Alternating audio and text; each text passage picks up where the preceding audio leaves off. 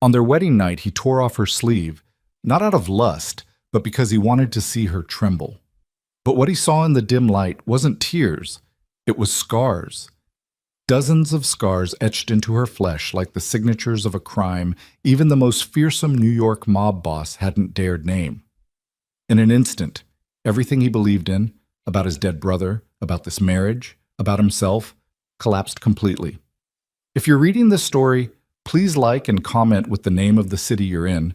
I want to know how far my story has come. And don't turn off the screen, because this is just the beginning. The rain came down hard the night Evelina Moretti became a Vescari.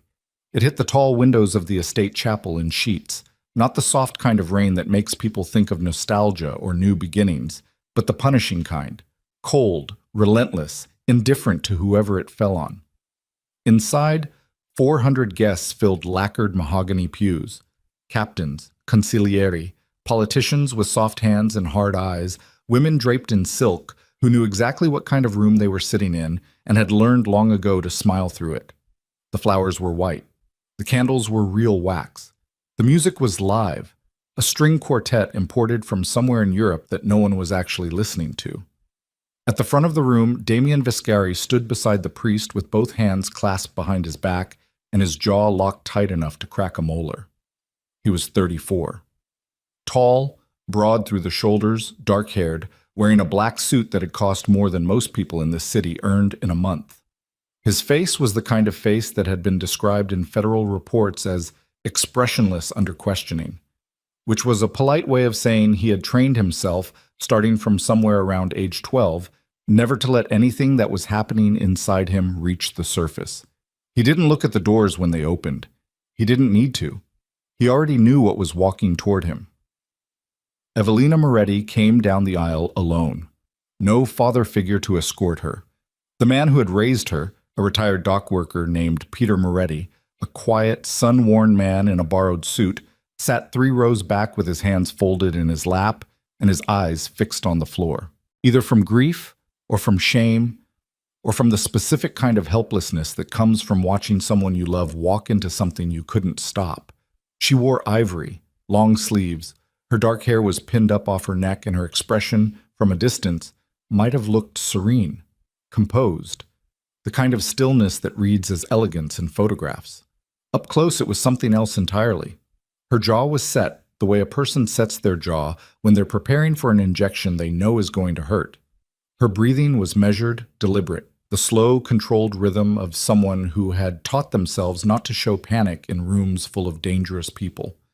Her hands held a small bouquet of white flowers that trembled slightly. Not much, just enough for someone paying close attention to notice. Damien noticed. He filed it away without expression.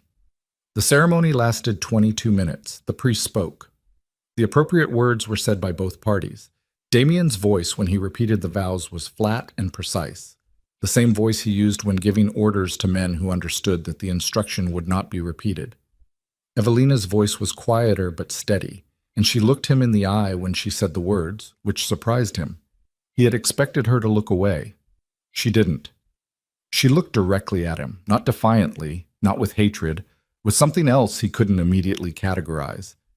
Then the ring was on her finger, the guests applauded, and the deed was done. The reception moved to the main hall of the Vescari estate, a room with 30-foot ceilings and walls hung with paintings that had been accumulating for 3 generations. The food was extraordinary and barely touched. The bar was excellent and heavily used. The guests circulated in the particular way of people who are simultaneously celebrating and being careful, reading the room, watching Damien, trying to understand what this marriage meant for the distribution of power, the arrangement of alliances, the calculus of who owed what to whom. Damien circulated too. He shook hands and accepted congratulations with his face arranged into a version of pleasantness that fooled most people. The ones who knew him well enough, his head of security, 2 of his senior captains, recognized the slight tightness around his eyes that meant he was calculating something. He left Evelina alone at a table in the east corner of the room within 40 minutes of the reception starting. Not accidentally. The table had been positioned deliberately near a cluster of lower-ranking men who had reputations for cruelty and loose mouths. Men who would see a young woman sitting alone at her own wedding reception and feel invited to comment on it. Damien wanted to watch how she handled it, wanted to see if she crumbled, deflected, flirted, pleaded. He wanted to understand her.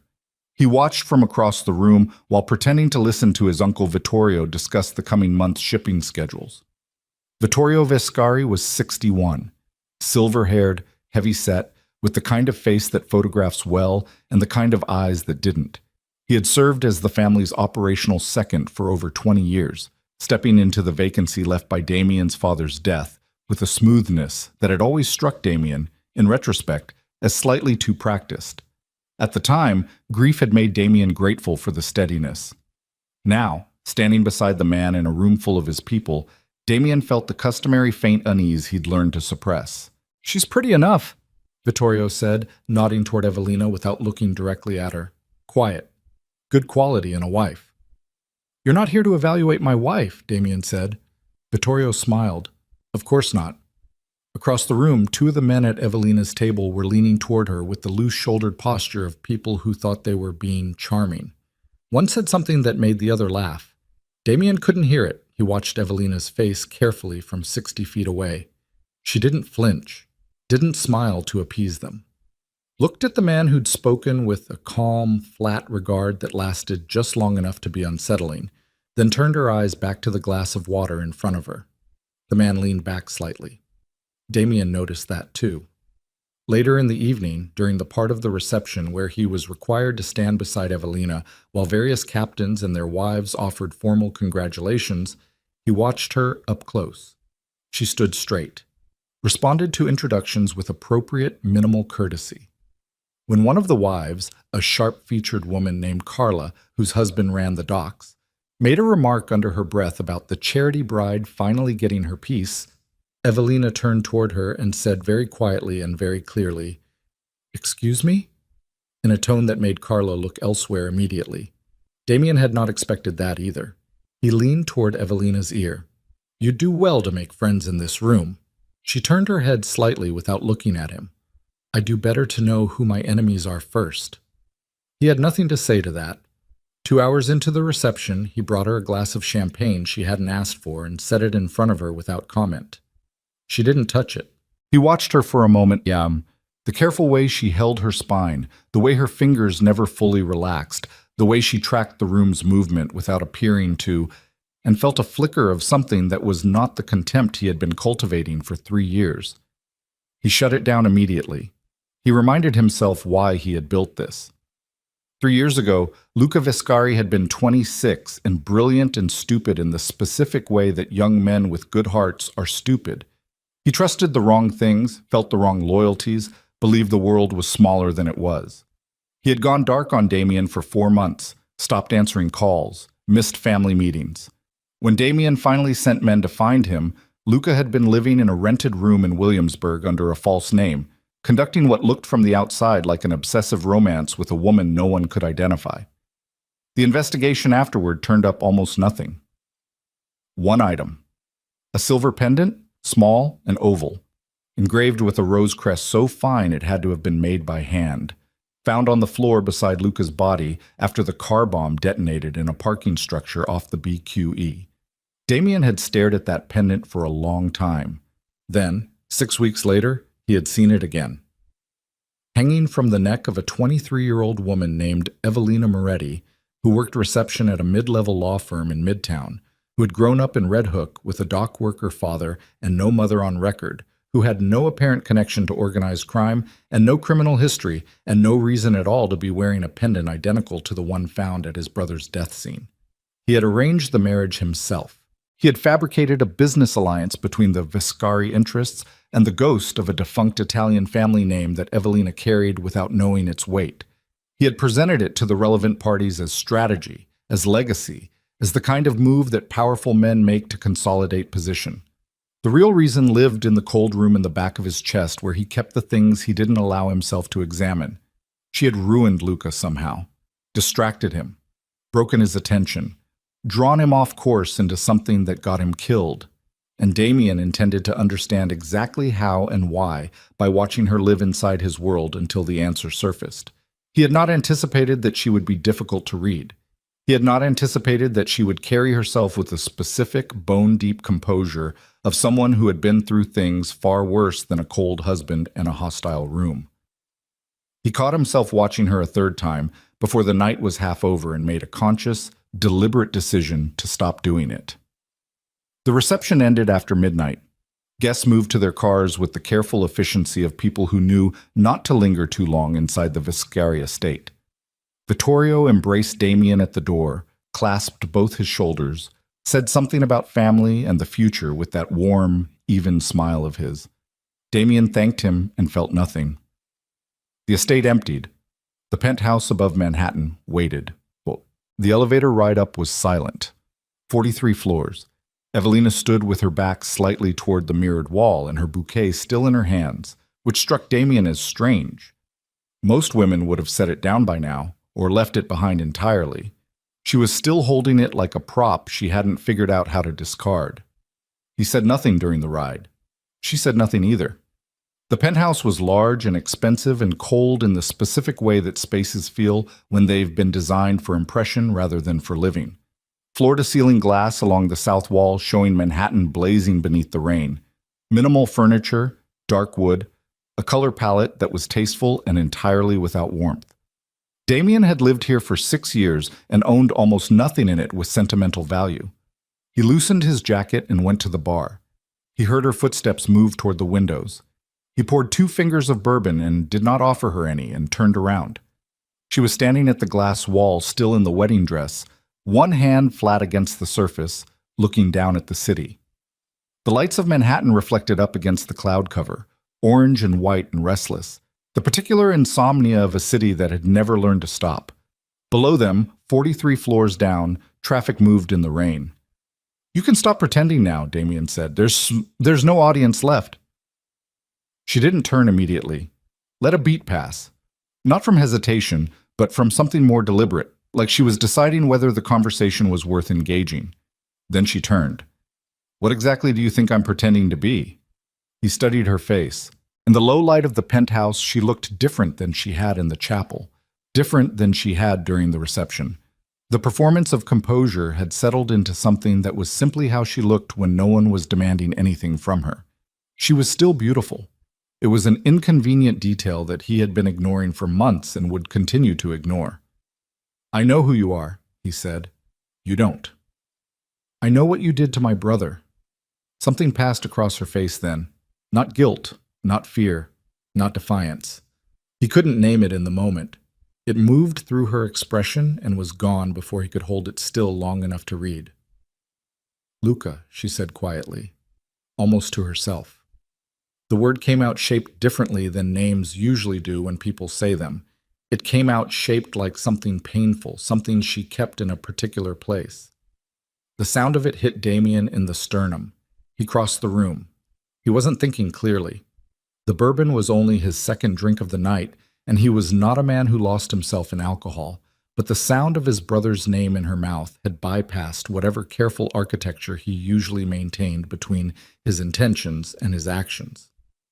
He grabbed her wrist, not violently, but with a force that left no question about his intention, pulling her toward him, and the movement shifted the fabric of her sleeve. Long sleeves, even in June, which he had registered and dismissed earlier, and pulled it down off her shoulder. He stopped. The room stopped. He looked at what was there on her skin. Thin, pale scars. Not random, not accidental. They ran in deliberate patterns across her upper arm and over her shoulder, some old enough to have faded to near white against her olive skin, others less old, all of them unmistakably intentional. The kind of marks that required proximity and time and deliberate application of something sharp or burning. The kind of marks that don't happen once. His grip on her wrist went slack. She stepped backward and pulled the fabric back over her shoulder in one practiced motion. The speed of it told him she'd done this before. The covering, the concealment.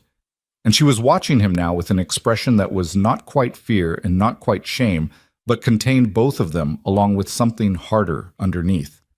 The rain kept hitting the glass. Damien stood very still. He had seen men marked in his world. Injuries, punishment, The occasional branding that certain crews used in certain contexts. He knew what deliberate scarring looked like when someone inflicted it on another person. He knew the difference between marks left in violence and marks left in something more systematic and sustained.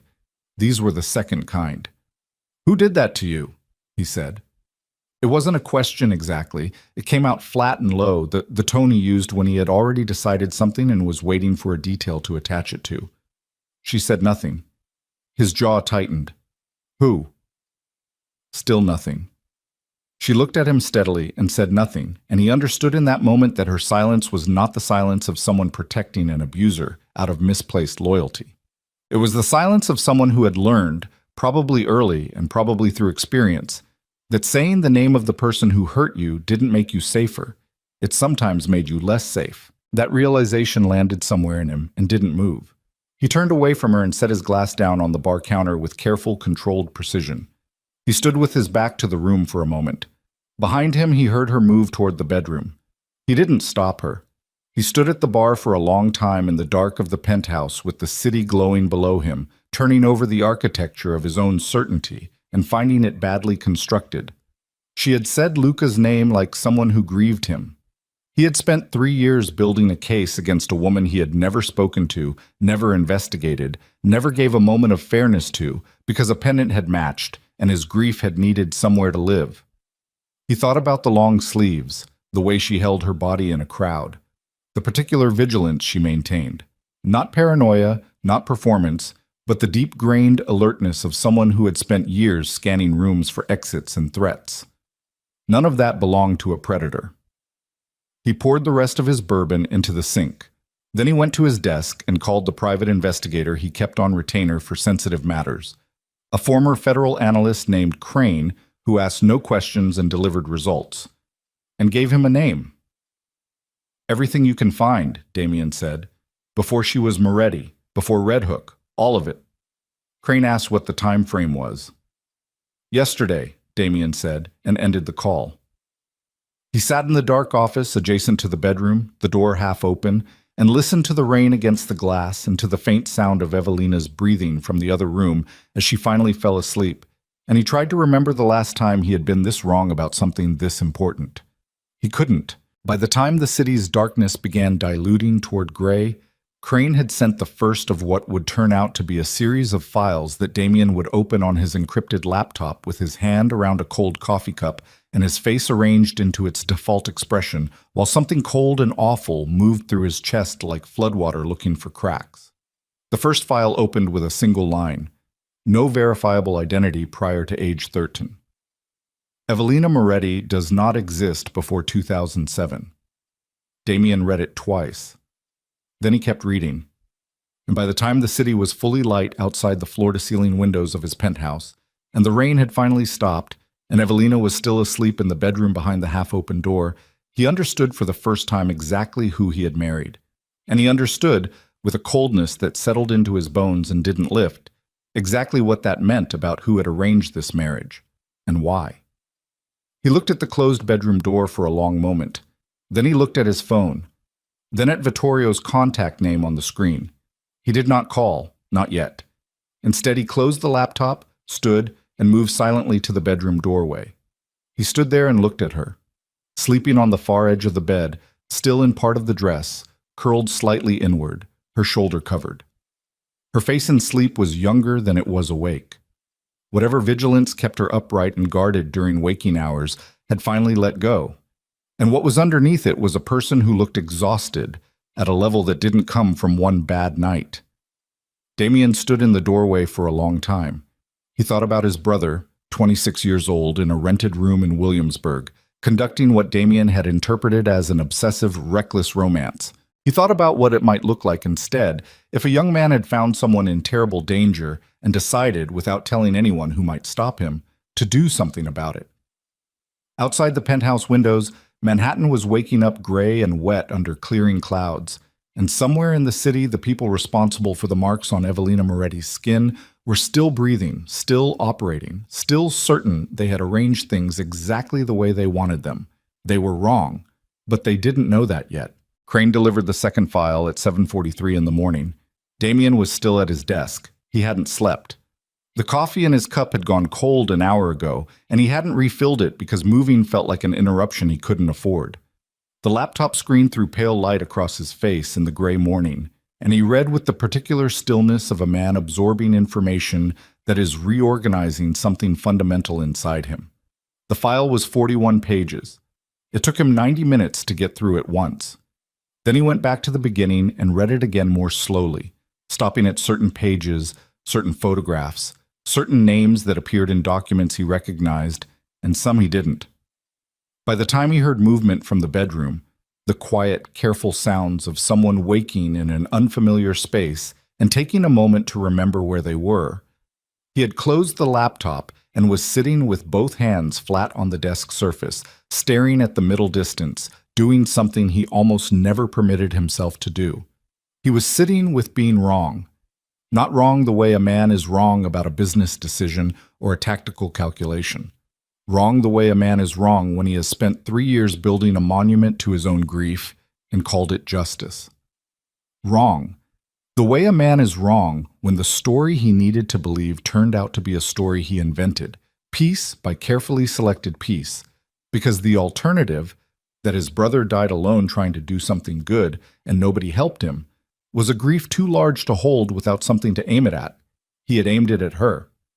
The bedroom door opened. Evelina came out wearing the clothes she'd apparently found in the closet, a plain dark shirt, trousers, nothing of her wedding dress remaining. Her hair was down, her face was clean. She looked like she had washed away the previous night with methodical efficiency, the way someone does who has a lot of practice resetting themselves after difficult events, and has learned not to waste time on the transition. She saw him at the desk and stopped walking. Neither of them spoke for a moment. The morning light was flat and gray through the penthouse windows. Manhattan below was fully awake now, sirens somewhere distant, the constant low frequency of a city in motion. "There's coffee," Damien said. "Kitchen." She looked at him for another second. Assessing something, he could see it in her eyes, the quick calibration of a person deciding how much a given environment has shifted overnight. And then she walked to the kitchen without comment. He heard the sound of her pouring a cup. He heard her stop. Then she came back to the doorway of the kitchen and held her cup and looked at him with an expression he couldn't fully read. "You didn't sleep," she said. "No." "Why not?" It wasn't asked with sympathy. It was asked the way a person asks when they want a factual answer rather than a social one. He looked at her across the room. "I made some calls last night." Her hand tightened slightly on the cup, almost imperceptible. He caught it. "About me," she said. "Yes." She came into the room and sat down in the chair across from his desk, which surprised him. He had expected her to stay near the door, to keep distance, to do what people who feel cornered usually do. Instead, she sat down and held her coffee cup in both hands and looked at him steadily. "What did you find?" she said. "Enough to know that I've been operating on a story that wasn't true." Something shifted in her jaw. Not relief. More complicated than relief. The specific expression of someone who has been waiting for a particular moment for a long time, and now that it's arrived, doesn't feel the way they expected it to feel. "Luca never told you," she said. "No." "He said he would." She looked down at her cup. "He said he was going to come to you, that you were the only one he trusted with it." A pause. And then he was gone. The room was very quiet. Damien's hands were still flat on the desk surface. He was aware of his own breathing, controlled, deliberate, the long practiced rhythm of a man who had decided years ago that visible emotion was a liability. He felt that discipline getting tested in a way it rarely was. "Tell me what he knew," he said. Her eyes came back up to his. "Not yet." His jaw tightened. "Evelina, you married me to punish me." Her voice was level, not accusatory, not emotional, and just factual, the way someone states a thing they have confirmed and no longer need to argue about. "You spent last night reading a file and now you want information. That's not a conversation. That's an interrogation with better furniture." He held her gaze. She held it back. "What do you want?" he said finally. "I want to know that when I tell you what I know, You don't decide it's easier to make me disappear than to deal with what I'm going to tell you. A beat. That's not a dramatic question. It's a practical one. Damien looked at her for a long time. You're still here, he said. That's your answer. She considered it. Then she nodded once, slowly, like she was filing it away under provisional trust rather than genuine confidence. He understood the distinction. He respected it. Not today, she said. I need to think about how much you're ready to hear. She got up, took her coffee, and went back toward the bedroom. At the doorway, she stopped. The pendant, she said, without turning around. It was Luca's. He gave it to me for safekeeping the last time I saw him. He said if anything happened to him, the crest would explain everything to the right people. A pause. He said you would recognize it. She went into the bedroom and closed the door quietly behind her. Damien sat very still. Then he opened his laptop and called Crane back. Vasem. The next 4 days were a specific kind of warfare that left no visible marks. On the surface, the Viscari penthouse settled into a functional and entirely cold arrangement. Evelina moved through the space with contained efficiency, established her own routines, early mornings, black coffee, books she had apparently packed in a single bag she'd brought to the wedding as if she'd known better than to ship anything ahead. She ate, she slept, she avoided the parts of the penthouse where Damien conducted business, which was a perimeter she seemed to understand instinctively without being told. Damien ran his operations during the day, attended to the Empire's ongoing maintenance, fielded calls from captains and lawyers, and the various political figures who needed periodic management. He did all of it with the surface efficiency that people around him had always relied on. His underboss, a thick-necked, careful man named Sal, noticed nothing different. His head of security noticed nothing different. Vittorio called twice. Damien answered both times. Spoke normally. Gave nothing away. He was very good at giving nothing away. What he was doing underneath the surface, through Crane and 2 other investigators he'd activated from separate channels, was tearing apart 20 years of history looking for the seams where the story had been stitched together wrong. On the 3rd day, Evelina came to find him. He was in the study. It was after 11 at night, and he had a glass of bourbon that had been sitting at the same level for 40 minutes. She knocked on the open door frame, and he looked up. She came in and sat down across from him. Same chair as before. Same held coffee cup, though it was clearly not coffee at this hour. Your uncle called the penthouse line today, she said. Damien's expression didn't move. What did he say? He asked if I was settling in, very warm, very avuncular. Her voice was dry and flat. He mentioned that family dinners are a weekly tradition and that he looks forward to getting to know me better. She paused. He also mentioned very casually that the east wing of the estate has been renovated recently and that there are lovely new rooms if I ever wanted more space. Damien set down his glass. The east wing of the Vescari estate was where Vittorio conducted meetings he didn't want recorded. He's trying to find out how much you know, Damien said. He's trying to find out how much you've told me. She looked at him steadily. Those are different questions. He's not afraid of what I know. He's afraid of what you might have shared with me. He's measuring whether you trust me yet. Damien looked at her. She was right. The precision of her read on it annoyed him the way accurate things sometimes do when you've just arrived at the same conclusion yourself and would have preferred to be the first one there. How do you know what the East Wing is? He said. Luca told me things about this family. She met his eyes without apology. He told me a lot of things. The room held the weight of that. Tell me one of them, Damien said. She was quiet for a moment. The lamp on the desk threw light at an angle across her face, and he noticed for the first time the faint line of an old scar along her jaw. Thin, barely visible, the kind that had faded over a long time but never fully disappeared. Your father's death, she said finally.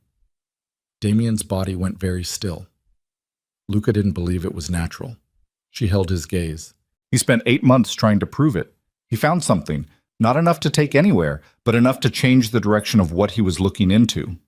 A pause. He told me that the man who had access to your father's medication was the same man who first introduced the trafficking operation to the Viscari infrastructure. The silence between them was different now, heavier, Damien's hands had moved from the desk to his knees, and he was aware of a sensation in his chest that was familiar from a specific category of moments in his life. The kind where the ground under a belief shifts, not violently, but with the slow, irreversible certainty of something geological. Vittorio introduced that operation, Damien said. Not a question.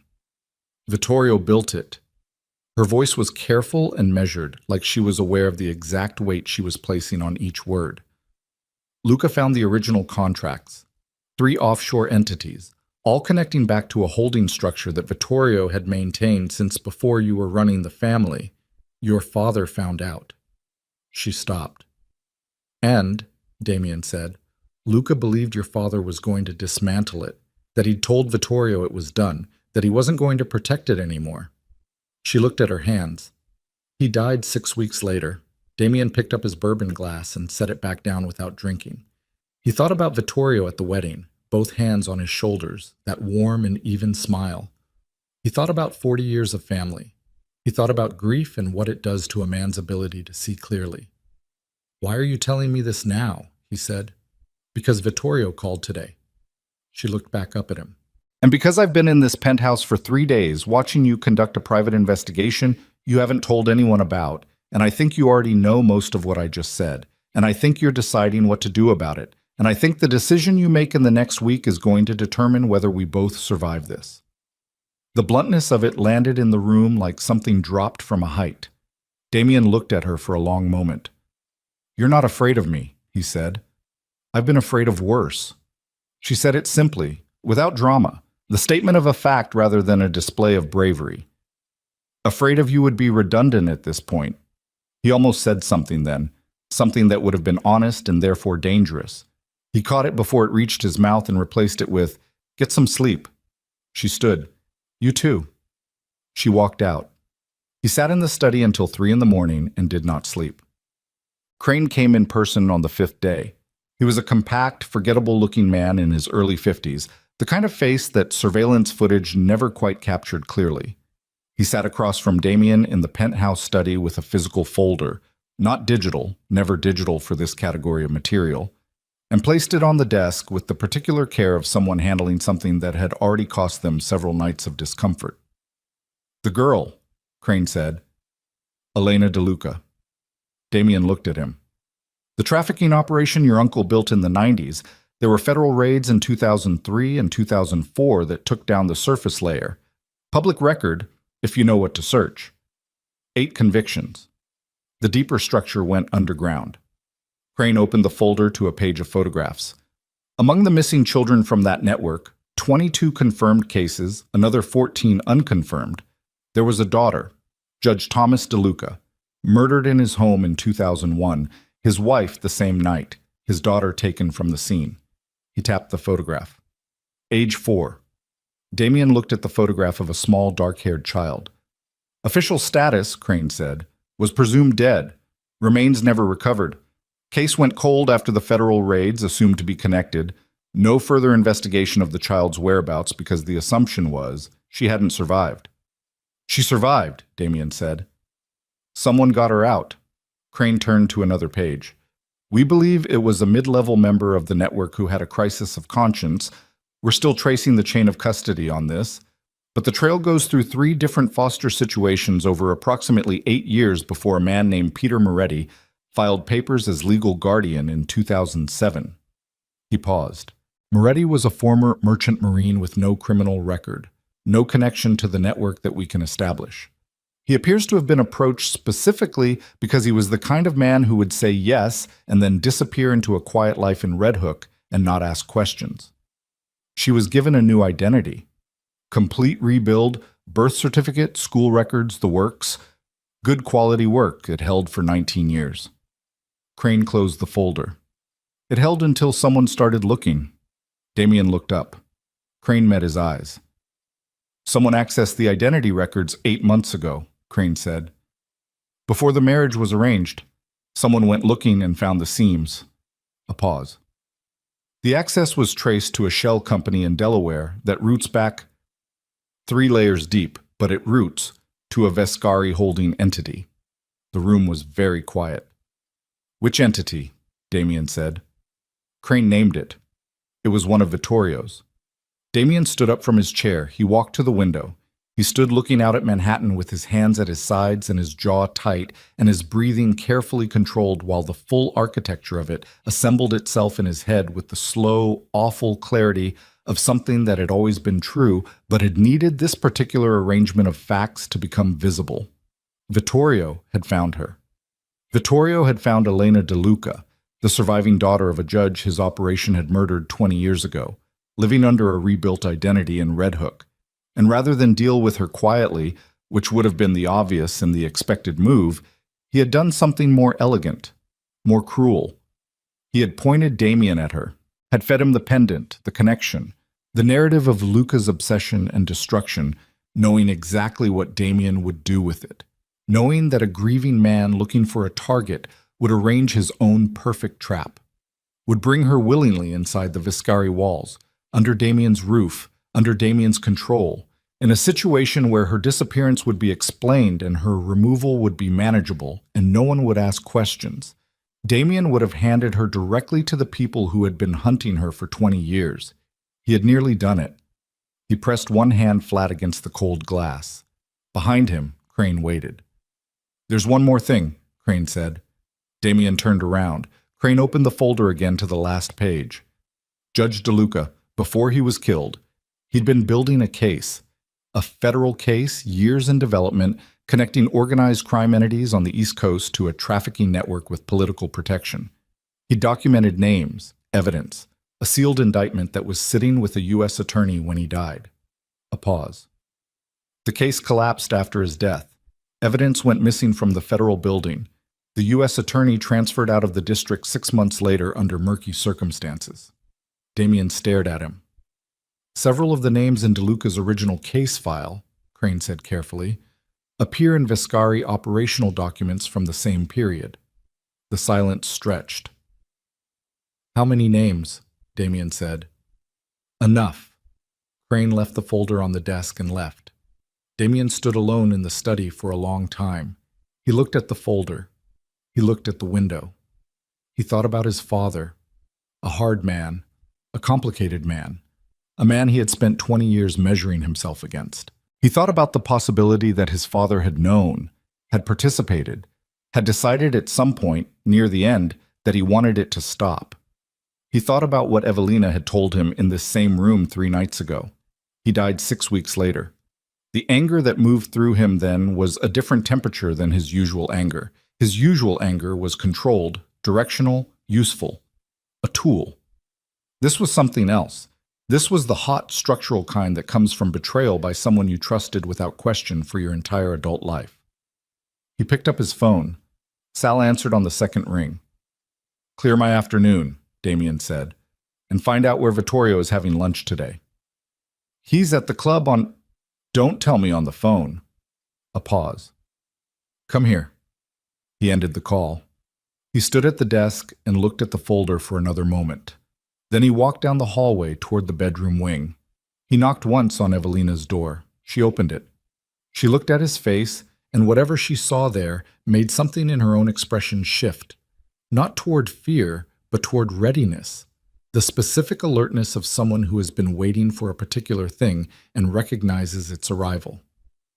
"It was Vittorio," Damien said. She held his gaze. "All of it," he said.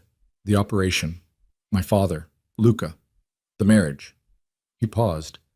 "He found you. He knew who you were. He pointed me at you deliberately and let me build the rest myself." She exhaled slowly. "How much do you remember?" he said. "From before Peter Moretti and Red Hook and the new name." Her jaw tightened. "Enough," she said quietly. "Enough for what?" She looked at him with eyes that were level and exhausted and harder than they looked from a distance. "Enough to testify," she said. "If someone could guarantee that testifying wouldn't get me killed before I finished the sentence." Damien looked at her for a long moment. In the background of the penthouse, his phone began ringing. Sal calling back, probably, or one of his captains, or the ongoing machinery of an empire that had been built on things he was only now beginning to fully account for. He ignored it. "You have names," he said. "I have names. People connected to Vittorio's network." People who are still operating. She held his gaze. People who came to the estate last night and congratulated you on your marriage. The cold that moved through him then started at the base of his spine. He thought about the reception. 400 guests. The captains. The consiglieri. The politicians with soft hands. The careful way everyone had circulated, assessing, recalculating. The specific, terrible warmth of Vittorio's embrace at the door. How many of them were there last night? Damien said. She told him a number. He turned away from her doorway and walked back toward the study, and behind him the phone was still ringing, and somewhere in the city Vittorio Vescari was sitting down to lunch at his usual table, at his usual club, and somewhere in the sealed-off architecture of a federal case that had been buried for 20 years, the dead man's evidence was still waiting, and Damien Vescari understood now with the full weight of it that he had been standing in the middle of his enemy's plan since the moment he saw a silver pendant and decided it meant something simple. He picked up his phone. Not to answer Sal. To dial a number he had never dialed before, a number Crane had included in the file under a header that read, "Federal contact, use only when prepared to commit." He looked at the number for he stared at the number for 11 seconds. He knew because the clock on the laptop read 2:14 when he picked up the phone and 2:14 when he set it back down, and in those 11 seconds he ran the entire calculation. What calling that number would cost, what it would set in motion, whether a man who had spent his adult life on one side of a particular line could cross it and still recognize himself on the other side. He set the phone down without dialing, not from fear, from something more careful than fear. A federal contact was a door that only opened in one direction. Once you walked through it, you couldn't walk back, and Damien was not yet ready to burn everything down when he still didn't have the full picture. He needed more. He needed the names Evelina carried in her memory. He needed to understand the complete architecture before he started demolishing walls, because a man who demolished the wrong wall first could bring the whole structure down on himself.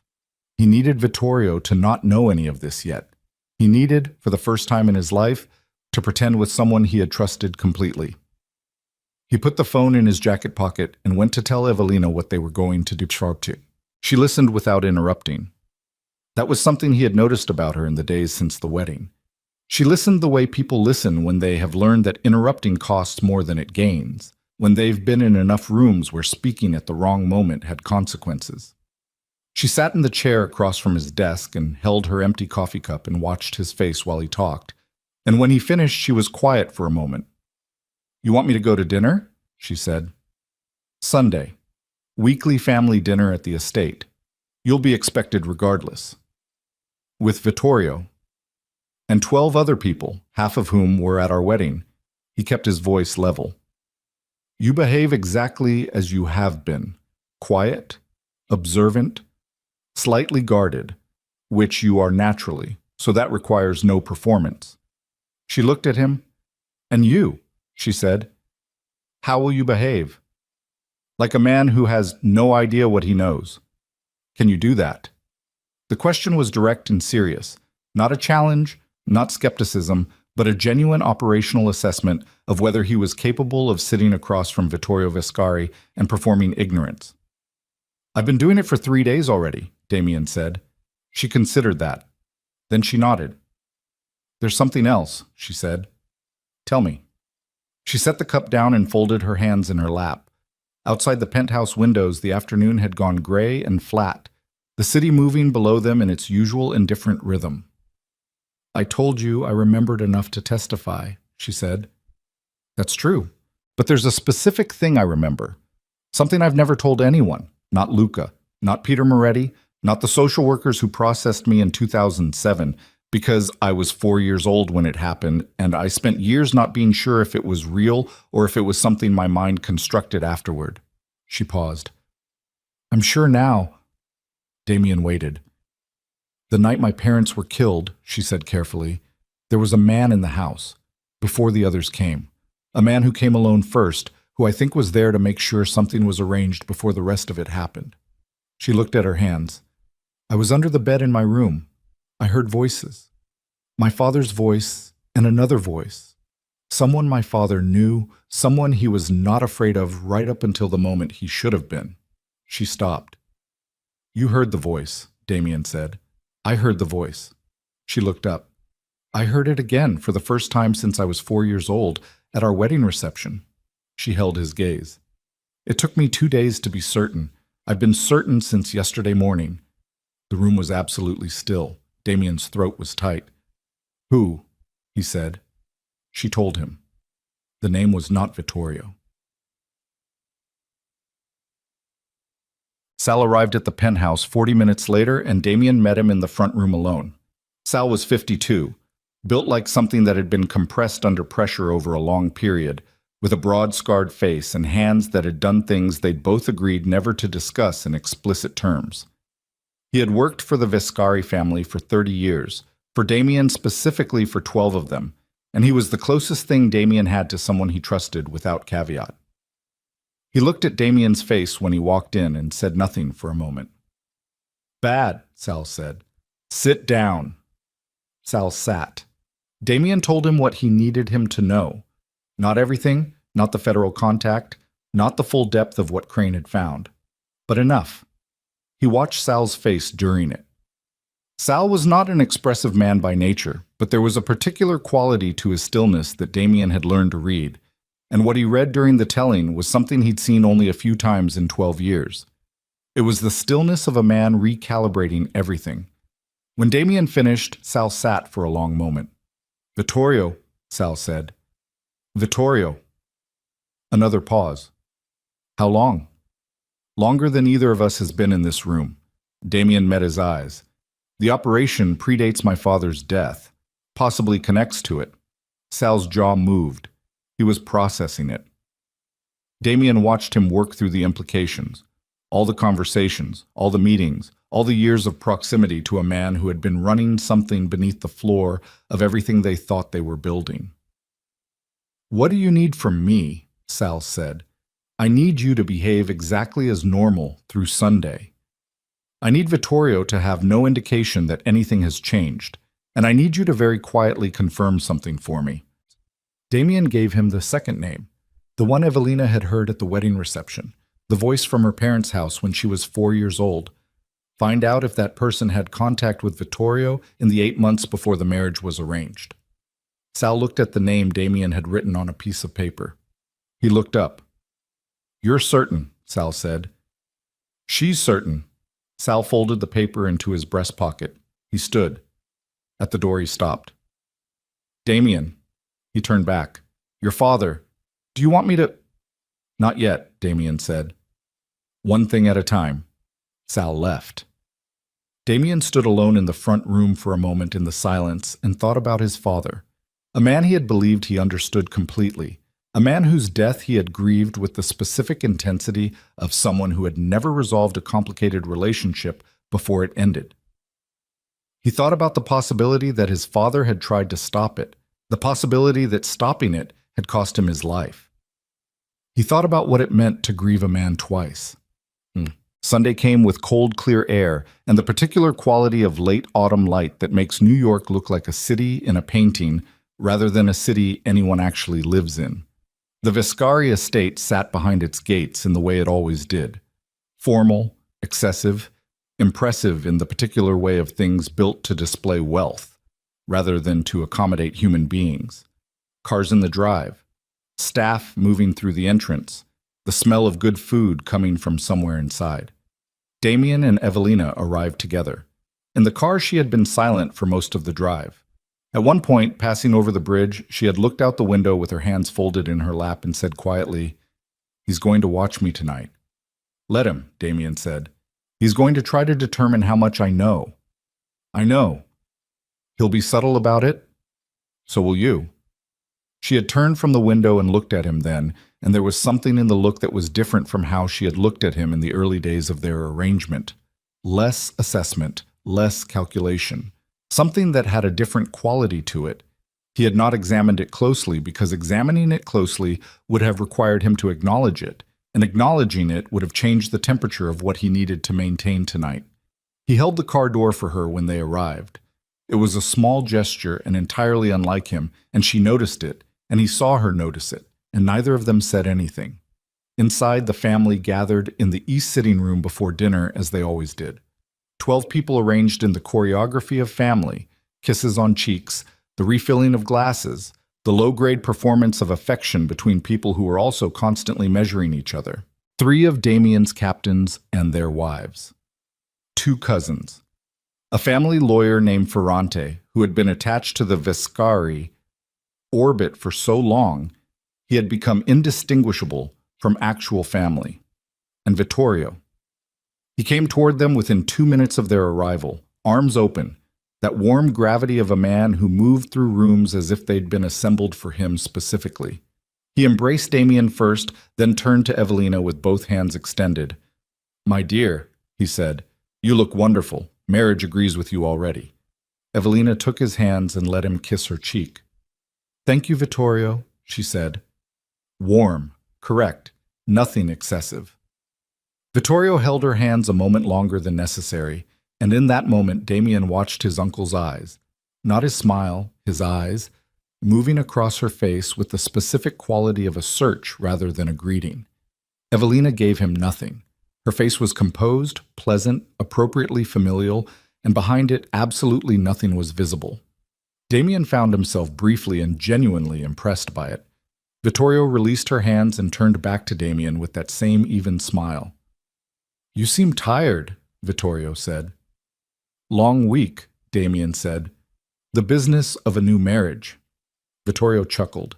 His eyes were assessing. "Come, I need your opinion on something before dinner." The pull aside. Damien had expected it. He followed Vittorio through the east sitting room and into the adjacent study. Vittorio's territory in the estate, a room Damien had sat in hundreds of times throughout his life, surrounded by his uncle's books and his uncle's photographs, and his uncle's particular arrangement of the world as he wanted it to appear. There was a painting on the far wall that Damien had looked at since childhood, a dark landscape from some Italian school, and tonight looking at it he thought about how many conversations had happened beneath it that had shaped his life without his knowledge. Vittorio closed the door. He crossed to the bar, poured 2 glasses of wine, offered one to Damien. Damien took it. "How is she settling in?" Vittorio said. He leaned against the desk with his glass in hand and his expression arranged into the particular version of warmth that family men use for family conversations. "Well enough," Damien said. "She's quiet." "She is." Guarded, Vittorio swirled his glass. "I noticed it at the wedding. She watches everything but gives very little back. Unusual quality." He paused. "Has she talked to you? About herself? Her past?" Damien looked at him. "She's talked about her childhood in Red Hook," Damien said. "Her father. Nothing remarkable." Vittorio nodded slowly, as if confirming something he already believed. "She grew up with very little," he said. "That kind of background shapes a person, makes them careful. Careful people can be difficult to read. A beat. Or difficult to trust." "I trust my wife," Damien said flatly. Vittorio smiled. "Of course." A pause. The study was quiet.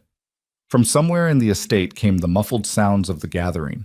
Voices, someone laughing, the clink of glasses. "There was something I wanted to mention," Vittorio said, with the tone of a man transitioning to a topic he had arranged the entire conversation to reach. "About the Moretti name, the family history." "What about it?" "I've been doing some reading." He set his glass down. "The Moretti bloodline has some complicated connections, old relationships with families that the Viscari organization worked hard to distance itself from in the 90s. Nothing criminal, nothing documented, but the kind of historical entanglement that can create complications if the wrong people start looking at it." He looked at Damien with that steady, measured gaze. "I mention it only because it might be worth understanding the full picture of who you've married, for your own protection." Damien looked at his uncle for a long moment. He thought about 41 pages, about a 4-year-old girl under a bed, about a pendant engraved with a rose crest. "I appreciate the concern," Damien said. "Always," Vittorio said. "Family first." They returned to the sitting room. Dinner was 2 hours of the specific, sustained performance that Damien had trained for his entire life, and it cost him more that night than it ever had before. He sat at his end of the table and ate and spoke when addressed and watched Vittorio across the length of it. Watched the way his uncle worked the table, the warmth he deployed strategically, the small, careful tests he ran on Evelina throughout the meal. A question about her childhood, phrased innocently. A comment about Red Hook that contained a specific detail, the name of a street, that would only be significant if she recognized why that street mattered to the history Vittorio was probing. A gentle, almost imperceptible thing that most people would not have caught. Evelina answered the street comment with blank, polite ignorance. Her face didn't change. Vittorio's face didn't change either. But something in his posture shifted by a degree. The particular micro-relaxation of a man who has run a test and received the result he needed. He believed she didn't know. Damien filed that away and kept eating. After dinner, the men gathered in the sitting room and the conversation moved to business, which meant that Evelina and the other wives migrated naturally toward the adjacent room. Damien watched her go and returned his attention to the room. 20 minutes into the business discussion, Damien's phone vibrated in his pocket. He glanced at it under the table. Sal. One message. Confirmed. Contact between target and V. 9 months ago. Location, the East Wing. Damien put the phone away. He sat with the confirmation settling into him. The specific, terrible solidification of a suspicion into a fact. He looked at the lawyer, Ferrante, across the room, who was laughing at something one of the captains had said, and thought about what it meant that this man's voice lived in the memory of a 4-year-old girl who had spent 20 years trying to decide if what she remembered was real. It was real. Ferrante had been in the house. Ferrante T, who had sat in Viscari meetings for 30 years, who had drawn up contracts and managed legal exposure and positioned himself so deeply inside the family structure that removing him would require surgical precision, had been the advance man. Had gone to a judge's house before the rest of them arrived to ensure the variables were arranged correctly. Had listened to a man realize too late that the person he trusted was the one who had come to watch him die. Damien looked at his wine glass. He thought about the federal contact number on his phone. He thought about Evelina in the next room, sitting with women whose husbands had built the machine that destroyed her family, performing normalcy with a skill that should have been impossible given what she carried. He thought about Luca. 26 years old, renting a room under a false name, trying to save a girl he couldn't tell his brother about because telling his brother would have required trusting that his brother was not already too deep inside the thing he was trying to expose. That thought hit him like a fist. Luca hadn't told him. Not because he didn't trust Damien, because he didn't know if Damien was clean. He hadn't known. His own brother had looked at him and run the same calculation that everyone in this family ran, who is safe, who is compromised, who has been standing close enough to the wrong thing long enough that the wrong thing has become part of them, and had decided the risk was too large. Damien sat in the sitting room of his family's estate, surrounded by his captains and his uncle and a family lawyer who had been in a murdered judge's house 20 years ago. And he felt something that he had not felt since the night of Luca's funeral, the specific structural collapse of the floor under everything he'd believed was solid. He stood up. "Excuse me," he said, and walked out of the room. He went down the hallway toward the East Wing, not because he had a plan, but because he needed 30 seconds of empty space to put his face back together. The hallway was dim, lit by the low evening lights the estate ran after dark, and his footsteps were quiet on the stone floor. He stopped at the end of the hall. He pressed the back of his hand against his mouth for a moment. Then he heard voices from behind the closed door of the East Wing meeting room. Not conversation-level voices. Quieter than that. The specific near whisper of people who believe they are not being overheard. He stood very still. He moved closer to the door. Vittorio's voice. And Ferrante's. And a third voice he placed after 2 seconds. One of his captains. A man named Gennaro, who had been with the family since before Damien took over. He couldn't hear every word.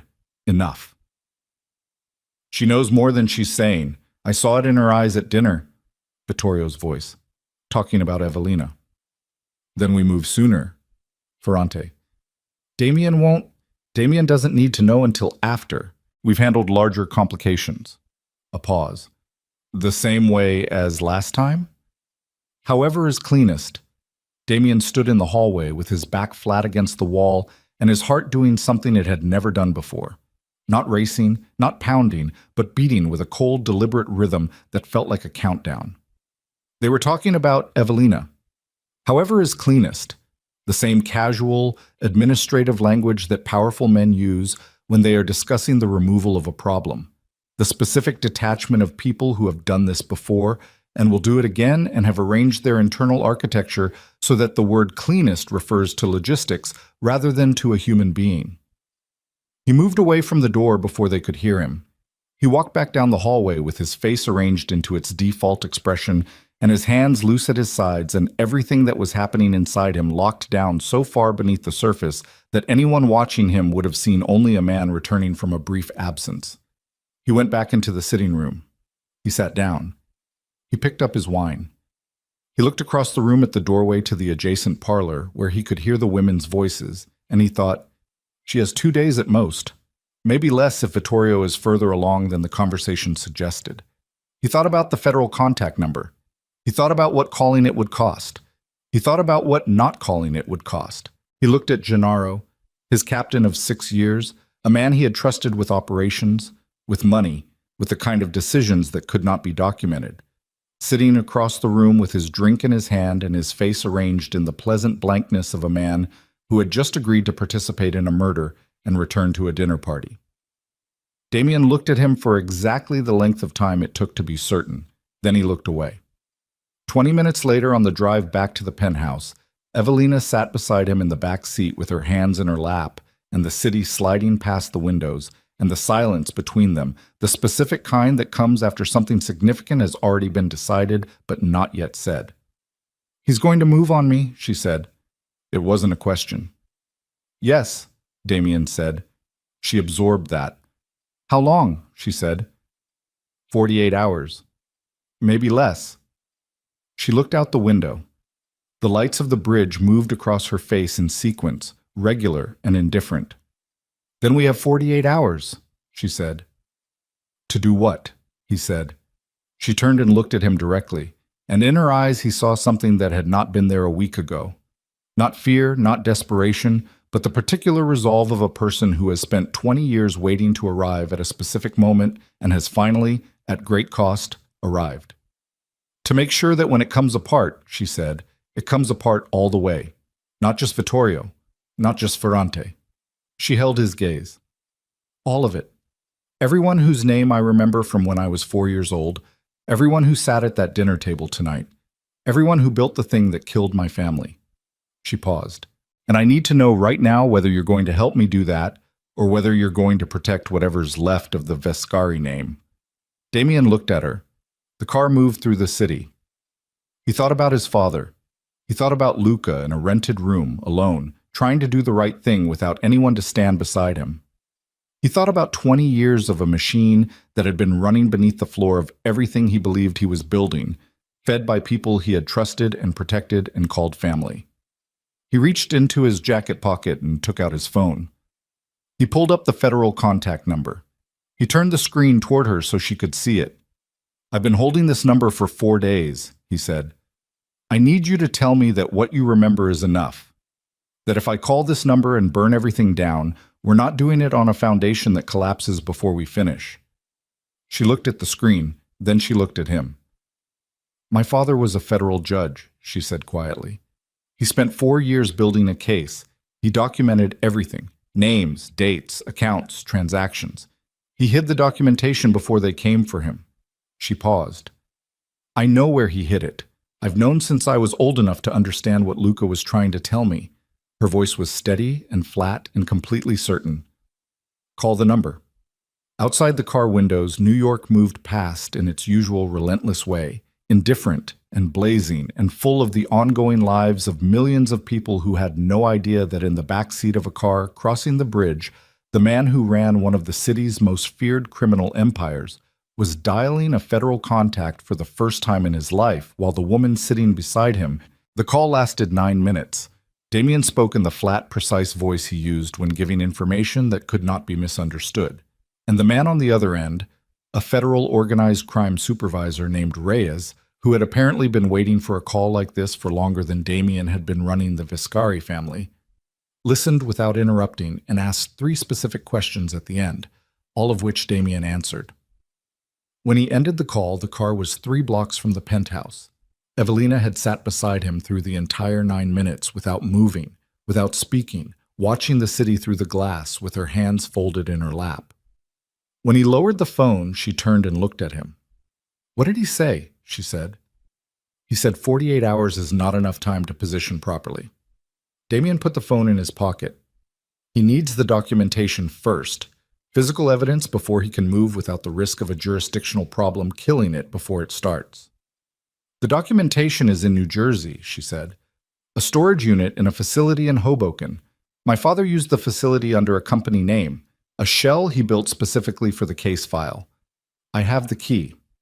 She paused. "I've had it for 11 years. Luca found the reference in the materials he recovered and traced it back to me." She looked at her hands. "He made me memorize the address the last time I saw him." The car stopped in front of the penthouse building. Neither of them moved immediately.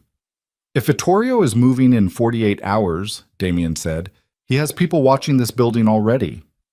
"Probably since yesterday," she said. "Then going to Hoboken tonight is a problem." "Not going to Hoboken is a larger problem." He looked at her in the dark of the back seat. The city light came through the glass at angles, and her face in it was very still and very focused. The face of someone who had been preparing for exactly this decision for a long time and had already made it. He opened the car door. "Give me an hour," he said. The hour was the longest of the night and possibly of the year. Damien went upstairs and made 4 calls. To Sal, to Crane, to a driver he trusted whose name was not in any Viscari operational document, and to a woman named Marta who ran a courier network out of a dry cleaning shop in Astoria and owed Damien a favor she had been carrying for 3 years. He spoke to each of them briefly, in terms specific enough to be actionable and vague enough that none of them held anything dangerous if the wrong person was listening. While he made the calls, Evelina packed. Not much. A bag smaller than the one she'd brought to the wedding, a change of clothes, a phone, the key on a plain chain around her neck that she'd been wearing under her clothing since she was 15 years old. She moved through the penthouse bedroom with the practiced efficiency of someone who had packed under pressure before, who understood the difference between what you needed and what you wanted and had long ago learned to leave the second category behind. She came out of the bedroom while Damien was finishing the last call and stood in the hallway and waited. He ended the call. He looked at her. She was wearing dark clothing, her hair pulled back, no jewelry except the chain. She looked like she had stripped away everything that wasn't essential, and what remained was a person who was smaller than her wedding day version and considerably more dangerous. "Sal will intercept anyone watching the building on the north side," Damien said. "The driver is in the parking structure below. We go down through the service elevator, not the main bank." She nodded. "If we get separated at any point—" "We won't," she said. "If we do, we won't." Her voice was flat and certain. "I didn't survive 20 years to get separated from the only person who knows the full plan 3 blocks from my apartment." He held her gaze for a moment. "Let's go," he said.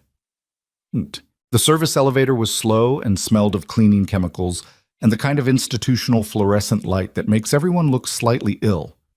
They stood side by side in it and neither spoke. Damien was aware of the space between them, 6 inches less, and of the warmth coming off her in the cold of the elevator, and of his own heartbeat, which was running faster than he preferred. The parking structure was 3 levels below ground.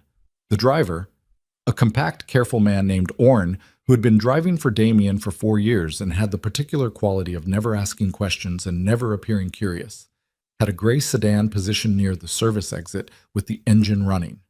They got in. Damien sat up front, Evelina in the back. "Hoboken," Damien said, straight shot. "If anyone is on us, don't lose them before the bridge. Lose them after. I don't want them to know the direction until we're already through."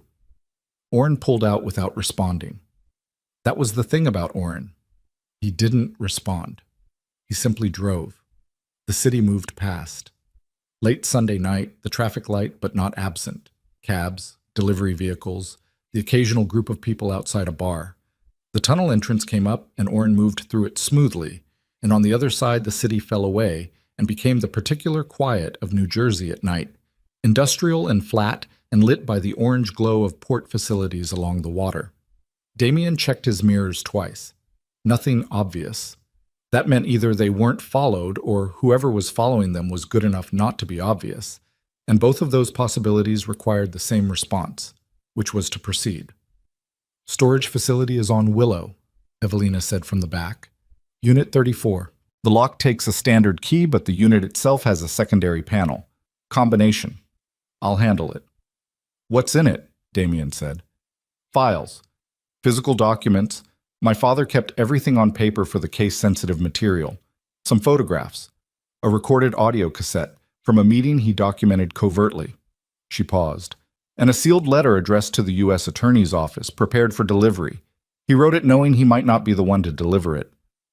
Oren pulled into the storage facility's outer lot and cut the headlights. The facility was the kind of place that existed in the middle distance of most cities. A long, low building of corrugated metal, security lighting on a sensor system, a keypad entry at the vehicle gate. At this hour, empty. The gate was closed. Evelina got out of the car before Damien could say anything. He got out after her. She went to the keypad at the gate and entered a code, 7 digits, without hesitation, and the gate slid open. She had memorized it. Of course she had. She had been carrying these details inside her for over a decade, the way you carry the specific information that might one day be the only thing standing between you and the people who had been looking for you your whole life. They moved through the facility on foot, the gravel loud under their shoes in the silence. Unit 34 was at the far end of the second row. The door was padlocked. Evelina produced the key from the chain at her neck and opened it in 2 seconds flat. Inside, darkness, the smell of old paper and cool, dry air, and a metal shelf unit running the length of the space. On the shelves, a row of archive boxes, each labeled in a handwriting that had faded at the edges but was still clear. Neat, methodical. The handwriting of a man who had been building something careful and precise. Evelina stood in front of the boxes for a moment. She put one hand on the shelf. Her breathing changed. Not dramatically, but enough that Damien heard it in the quiet. The specific involuntary shift of a person confronting something that carries more weight than any object should. He said nothing. He stood behind her and gave her the moment. She straightened. She turned to the secondary panel mounted on the interior wall, a small combination lockbox, institutional gray, and entered a 6-digit combination without looking away from the shelf. The box opened. Inside, a single folded card with a handwritten note on it and a USB drive. She pocketed both. Then she turned to the archive boxes and began pulling them methodically. There were 7 of them, each roughly the weight of a full ream of paper. She handed them to Damien one at a time, and he stacked them and carried them back to the car in 2 trips while she checked the shelf for anything remaining. 6 minutes from the time they'd entered the gate to the time Oren closed the trunk. Damien was breathing harder from the carrying than he wanted to admit. He stood beside the car for a moment and looked up and down the access road. Still empty. "Reyes needs this tonight," Damien said. "We can't take it back to the penthouse. There's a federal field office, not the field office. Too exposed, too many people who might have the wrong affiliations. Reyes gave me an address." He looked at Oren. "I'm going to give you a location. You take her there directly. I'll follow separately." Evelina turned sharply. "That's not... If Vittorio has people on me, I draw them away from the documentation. If I go with you and we're followed, both objectives fail." He met her eyes. "Oren is clean. Reyes is expecting the delivery. You get there, you hand over the boxes, you stay there until I contact you." "And where are you going?" she said. He looked at her. "To finish this the other way," he said. Her jaw tightened. "Damien." Her voice was low and even. "If you go to Vittorio tonight without the federal cover in place, you're walking into a room with a man who has already decided to kill me and has 30 years of infrastructure behind that decision. You understand that?" "I understand that if I don't move on him tonight, he moves on us tomorrow morning, and we lose the initiative entirely." He kept his voice steady. "The documentation goes to Reyes. That side of it is done whether I survive the next 4 hours or not. The federal case doesn't need me to function." Something moved across her face. Not fear. Something angrier and more complicated than fear. Get in the car, she said. Evelina, get in the car. Harder now. Both of us go to Reyes, then we decide together. You don't get to make the martyr decision unilaterally. That's not how this works. He looked at her for a long moment in the cold New Jersey air, with the port lights behind her and the smell of the water coming off the bay. He got in the car. Reyes was a woman in her late 40s with short, gray-threaded hair and the kind of face that had been made tired by a specific category of work and was entirely at peace with that tiredness. She met them at a location that was neither a field office nor anything that looked like a government facility. A private address in a residential building in Jersey City, a safe house that had the particular quality of places used for exactly this purpose: anonymous furniture, heavy curtains, a landline phone, and a small team of 3 agents who moved with the quiet efficiency of people who had been awake since before they arrived. She shook Evelina's hand first. Something about that registered with Evelina. Damien saw it in the slight loosening of her shoulders, the first real physical relaxation she'd shown since they left the penthouse. Reyes went through the archive boxes with controlled speed, opening each one, checking the contents against something she appeared to be comparing against an existing document. A manifest, Damien realized, that someone had apparently provided in advance. Luca's materials. Whatever Luca had managed to get out before he died. After 15 minutes, she looked up. "This is enough," she said, simply. "This is more than enough." She looked at Damien. "The 48-hour timeline is a problem," she said. "My office can move, but there are jurisdictional notifications that require—" "He's moving on her tomorrow morning," Damien said. "The timeline isn't mine." Reyes looked at Evelina. Evelina met her gaze. "Vittorio Vescari had a conversation tonight that I believe was about authorizing my removal. My husband heard part of it." She paused. "There is also a second individual, a family lawyer named Ferrante, who I can place at the scene of my parents' murder when I was 4 years old. He is currently a flight risk if he becomes aware that any of this has been activated." Reyes absorbed this. She turned back to her team and issued 3 short instructions in a tone that left no room for questions. Then she came back to Damien. "We need you out of circulation tonight," she said. "Both of you. Here." "That's not—" Damien started. "Not a request." Reyes looked at him with the flat directness of a woman who had sat across from more dangerous men than him and had not found them particularly impressive. "You called me, Mr. Vescari. You handed me what I need. Now you stay out of the way and let me use it. If you go back into the city tonight and do whatever you're thinking about doing, you compromise the case before it starts and potentially give Vittorio's lawyers an obstruction narrative that gets half of this thrown out." Damien stood very still. He looked at his phone. He looked at Reyes. He thought about the underground casino beneath the Vescari Club. He thought about the specific satisfaction of dragging his uncle out of a private meeting in front of witnesses and making everything that had been hidden visible in one violent public moment.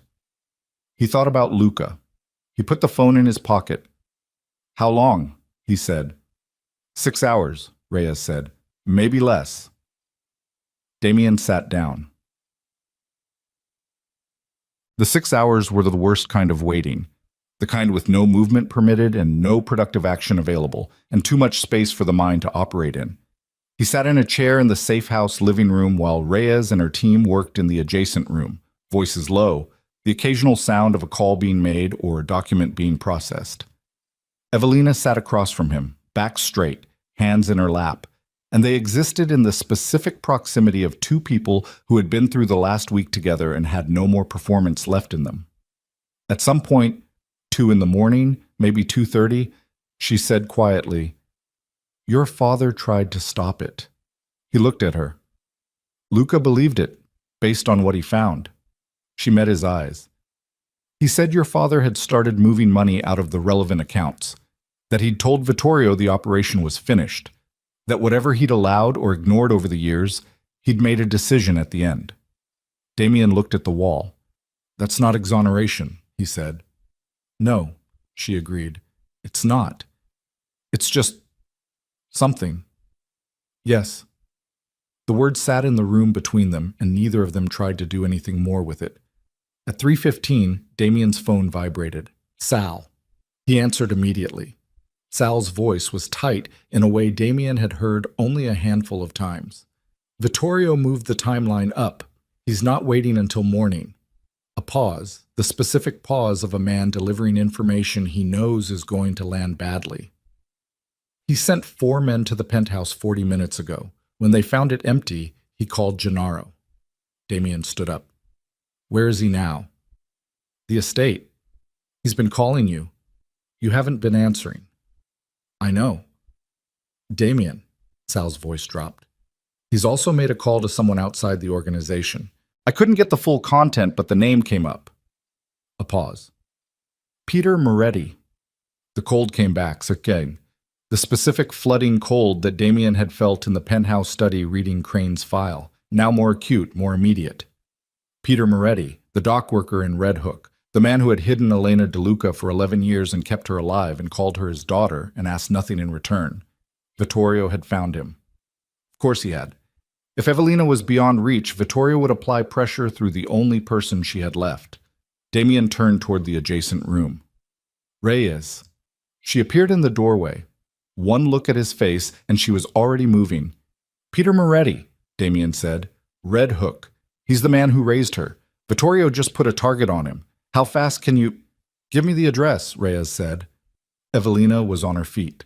She gave the address from memory. The street, the building number, the apartment, all of it in a flat, rapid voice that didn't break.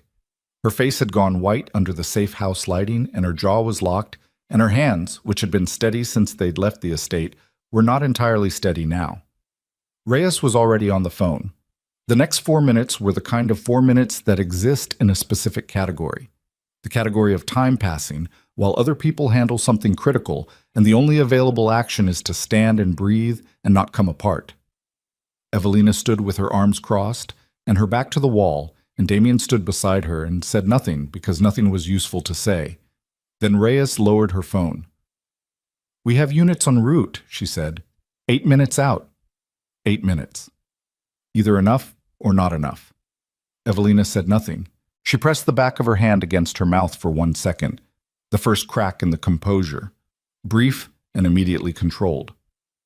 And then her hand came down, and her face went still again. Damien looked at her. He thought about telling her something reassuring. He decided against it because she was not a person who wanted to be reassured. She was a person who wanted accurate information delivered without softening, and the accurate information was that 8 minutes was 8 minutes, and it would either be enough or it wouldn't, and there was nothing either of them could do about it from this room. Instead, he said, Peter Moretti is the reason you survived. She looked at him. Whatever happens tonight, he said, that's already true. Nobody changes that. Her jaw tightened. Her eyes didn't change. I know that, she said, but something in the way she said it told him that hearing it from someone else in this room at this hour had done something, small and specific and not nothing. Reyes's phone rang. She answered, listened, looked at Evelina. He's safe, she said. Units reached him. He's secure. Evelina exhaled. One breath, long and slow, and then her spine straightened back to its full height, and the composure resettled into place like armor clicked back into position. She looked at Damien. Now, she said. He understood the word. Reyes turned to her team. The pace in the adjacent room shifted into something higher and more deliberate. Calls being made, positions being coordinated, the machinery of federal response accelerating toward the point of action. Dawn was 3 hours away. The warrants Reyes had been building since Damien's call were apparently closer to actionable than she had let on. Damien stood in the center of the safe house living room and understood that the next phase of this was not his to execute, that the part he was built for, the direct confrontation, the physical assertion of consequence, was being handled by a different kind of institution with a different kind of authority, and that his role from this moment was to stay out of the way and let the mechanism he had set in motion do the work he had fed it. He understood this. He did not find it easy. At 4:40 in the morning, Reyes received confirmation that warrants had been signed by a federal judge and that coordinated teams were in position at 6 locations simultaneously, including the Vescari estate. At 4:53, she received confirmation that Vittorio Viscari had been taken into custody at the estate without incident, which meant he'd had no warning, which meant the containment had been clean. At 4:58, Ferrante was taken from his apartment on the Upper East Side. Gennaro at 5:12, from a car outside a bar in Astoria. Each confirmation came through Reyes's phone in the same flat procedural tone of an institution doing what it was designed to do, and each one landed in the safe house living room like something being set down after being carried a very long way. Damien sat with his elbows on his knees and listened to each one. Evelina stood at the window with her arms crossed, looking out at the gray pre-dawn light over the Hudson. At 5:30, Reyes came to stand in the doorway between the two rooms. "There's a problem," she said. Both of them turned. "Vittorio agreed to come in without incident," Reyes said. "He's been cooperative since the moment of arrest. Almost too cooperative." She paused. "He's been asking for a deal since the car ride over. He says he has information the government will want." Damien looked at her. "He says the trafficking operation is not dismantled." Reyes kept her voice level. "He says the structure that operated in the 90s and that your brother discovered rebuilding. It never stopped. He says there is a current operation, active, with a procurement network that has been running for the last 7 years under new management." A pause. "And he says the person running it now is not anyone we currently have in custody." The room was absolutely still. "Who?" Damien said. Reyes looked at him with the specific expression of a person about to deliver information that will require the recipient to revise something fundamental. "He says it's someone you've trusted completely," she said. "Someone who has been inside your operations for over a decade. Someone who, until tonight, you had no reason to doubt." Damien's whole body went very still. He ran the names. The short list of people who fit that description. The people who had access, who had proximity, who had been close enough to know everything and had never been suspected because their position made suspicion feel disloyal. Reyes said the name, and Damien looked up, and across the room Evelina turned from the window, and the name hung in the air of the safe house in the gray early morning light above the Hudson like something that had been waiting in a particular location for a very long time, patient and terrible, for someone to finally say it out loud. And the door to the safe house opened behind them both because no one had been watching it, because they'd believed they were secure. And the man whose name had just been spoken stepped through it with a gun already raised in his face. The name was Sal. Damien heard it come out of Rhea's mouth and felt it land somewhere below the level of thought, not in his mind but in his body, in the specific place where a person registers the collapse of something they had built their weight on. 12 years, 30 years for the family before that. The man he had called first when his brother died. The man he had told everything to, piece by piece, over 4 careful days of thinking he was building a perimeter of trust. He had been building a wire. The door opened and Sal came through it, and the gun was already up, and Damien moved before the thought completed itself. Not toward cover, not toward distance, but forward and sideways. The instinct of a man who had grown up in rooms where hesitation was the most expensive option available. He hit Sal's gun arm at the wrist with his left forearm, and the shot went into the ceiling, and the sound of it in the enclosed space of the safe house was enormous, a physical thing. And then they were grappling in the narrow entryway with Sal's considerable weight against him and the gun somewhere between them. Behind him he heard Reyes shouting and the sound of her team moving. Sal was 52 and built like compressed stone, and he had 30 years of violence behind him that didn't show in his face. He drove Damien backward into the wall hard enough to crack the plaster and got his gun hand partially free, and Damien caught his wrist again and twisted with everything he had, and the gun hit the floor and skittered. Then Evelina picked it up. She came across the room from the window in 4 steps and had the gun up in both hands with the practiced stance of someone who had learned to shoot correctly and had not forgotten, and her voice was level and cold and utterly without theatrics. "Stop," she said. Sal stopped. Damien stepped back, breathing hard. His shoulder had taken the wall badly, and his left arm felt wrong in a way he was filing away for later examination. He looked at Sal. Sal looked back at him. The expression on Sal's face was the one Damien had never seen there before. Not anger, not calculation, not the particular blankness that Sal used for professional situations. Something raw, something that in another man in another context might have looked like grief. Reyes's team had their weapons out and were moving to flank. Reyes herself was on the phone, clipped and precise, calling in the breach. "How long?" Damien said. His voice came out quieter than he intended. Not from weakness, from the specific register of a man asking a question he needs answered cleanly, without performance, because the performance would cost him something he couldn't currently afford to spend. Sal looked at him. "Long enough?" Sal said. "How long?" "Since before you took over." A pause. "Since your father." The room was very quiet except for Reyes on the phone. Damien looked at the man he had trusted completely for 12 years and tried to find the seam where the deception had lived and couldn't locate it, which was the worst part.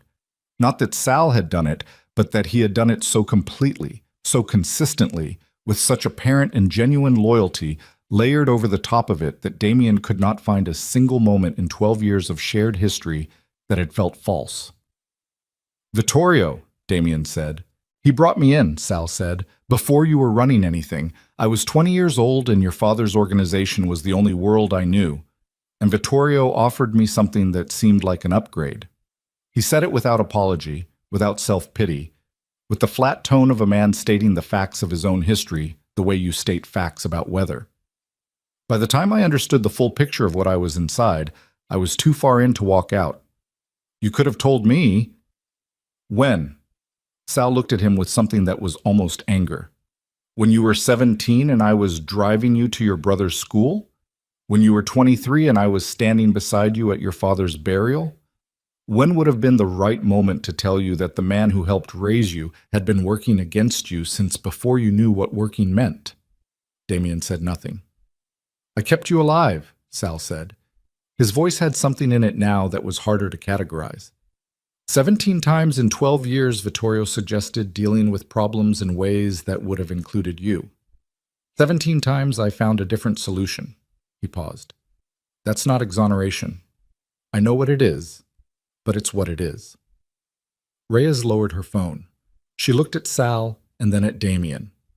"We need to move," she said. One of her agents took Sal's arms. Sal went without resistance. The absolute absence of struggle in it, the complete submission, had the quality of someone setting down something they had been carrying for a very long time. He let himself be walked toward the door, and at the threshold, he stopped and looked back at Damien one more time. "The operation Vittorio mentioned," Sal said. "The current one. The procurement network." He met Damien's eyes. "I have the locations. All of them. I'll give them everything." A pause. "Not for a deal. I don't want a deal." He looked away. "Just because it should be done." Then he was gone through the door. Damien stood in the entryway with his back against the cracked plaster wall and looked at the place where Sal had been standing. His shoulder was starting to make itself loudly known. His left hand had a cut on it from somewhere in the grappling that he hadn't noticed until now. He looked at it for a moment. A thin line across the palm, not deep, bleeding with the moderate persistence of surface wounds. Evelina came to stand beside him. She looked at his hand. She went to the safe house kitchen without comment, found a dish towel, brought it back and pressed it against his palm. She did it practically, without ceremony, the way someone performs a useful action because it needs to be done. He let her.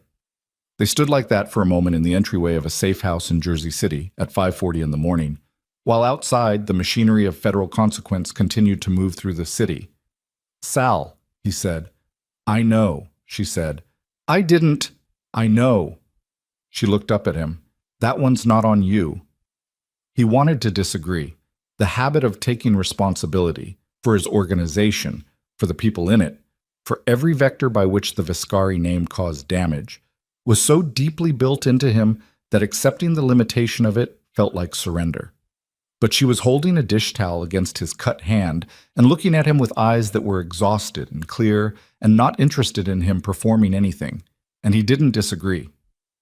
"Your hand needs actual attention," she said. "Later," he said. "Now," she said. "There's a first aid kit under the kitchen sink. I saw it when I got the towel." He looked at her. "We're not going to be useful to anyone in the next 6 hours," she said. "Reyes has what she needs. The warrants are moving. Peter is safe." She kept her voice level. Sit down and let me clean your hand. He sat down. The sun came up over the Hudson while Reyes worked. Damien and Evelina sat in the safe house kitchen and drank bad coffee from a machine that had seen better years and listened to the activity in the adjacent room. Calls, confirmations, the systematic sound of an institutional response to information that had been waiting to be used for 20 years. Through the kitchen window, the sky went from black to dark blue to the particular pale gray of early morning before color arrives, and then the first light hit the water and the river went briefly gold. Reyes appeared in the kitchen doorway at 7:20. She looked at both of them with the face of a woman who had been awake all night doing demanding work and had the specific, sustainable energy of someone sustained by purpose rather than rest.